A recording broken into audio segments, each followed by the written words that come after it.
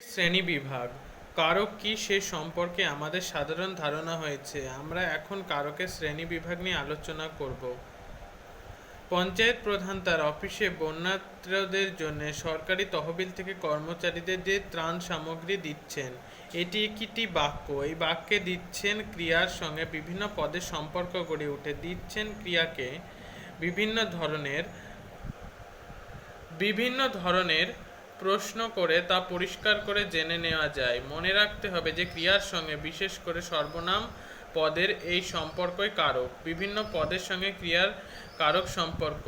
ক্রিয়াকে প্রশ্ন করে এবং উত্তর। কে দিচ্ছেন? পঞ্চায়েত প্রধান। কি দিচ্ছেন? ত্রাণ সামগ্রী। কাদের দিচ্ছেন? কর্মচারীদের দিয়ে। করণ। কাদের জন্য দিচ্ছেন? বন্যার্তদের জন্য। নিমিত্ত। কি দিয়ে দিচ্ছেন? সরকারি তহবিল থেকে। অপাদান। কোথায় দিচ্ছেন? তার অফিস থেকে। অধিকরণ। উদাহরণ সহ প্রকারভেদ। কারক প্রধানত 6 প্রকার: কর্তৃকারক, কর্মকারক, করণকারক, নিমিত্ত বা সম্প্রদান কারক এবং অপাদান কারক এবং অধিকরণ কারক।